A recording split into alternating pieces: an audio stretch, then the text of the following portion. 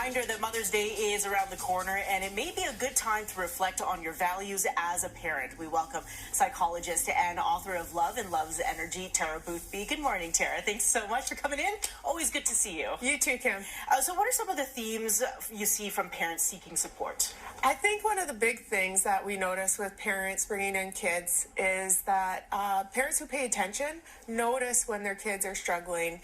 Struggle looks different for different age children, and one of the simplest things that we can watch out for is just changed behavior. So normally we want to look for dramatic change in behavior with our kids, but sometimes it's just subtle shifts.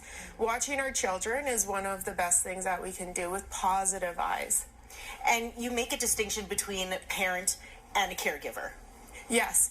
So I think caregiver is a great term. It actually puts some emphasis on what we're doing as parents. Nowadays, there's all sorts of amazing symbols of attachment in children's lives, and it's not always biological parents. So the term caregiving just helps to highlight, what am I doing here? I want to give care. I want my heart, my parent heart, to be full of love, and that to be the message that I'm giving to my children. And what is the best advice you can give to a parent?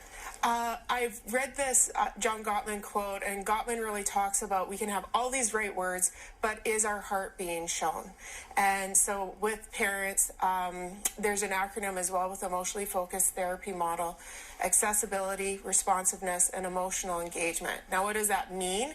It just means that I have good stuff going on inside. I'm feeling positive towards my children. And then I'm using things like curiosity, and I'm being honest at an age-appropriate level, and I am liking my kids whenever possible, and I'm letting them know what I like about them.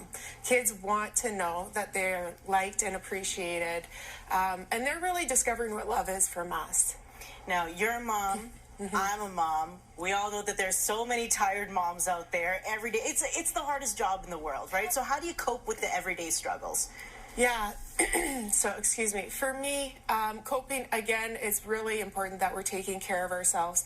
Put the oxygen mask on yourself first. This is something that is said all the time, and it's really great advice. I do something with my children. So the emphasis is always about creating conversation and getting to know them as unique people. One thing that I do is I ask my kids for a report card. I have school-age kids. I'm like, how's mommy doing? How's mommy doing with angry? How's mommy doing with patience? And it's not about giving them power. It's about empowering them to have a conversation with me that I'm going to be available for, and that I am going to try to manifest as much love and care for whatever they're going to tell me, because it's important. And do you think they're being honest with you with the report card? I think that my kids trust that they can be honest with me, because I also really try to offer repair whenever possible. As parents, we want to notice the good and the bad, the mistakes that we're making. Mistakes are only wrong if we don't learn from them. That's true. There you go. Thank you so much, Tara. Always so good to have you in. Are you doing any book signings anytime soon? I have some signings coming up in June. Okay. Indigo, Audrey's books, and we have one in Sherwood Park at Onyx on June 14th. It's a community event. Fantastic. Thank you so much. You can get in touch with Tara via Sojourn Psychology.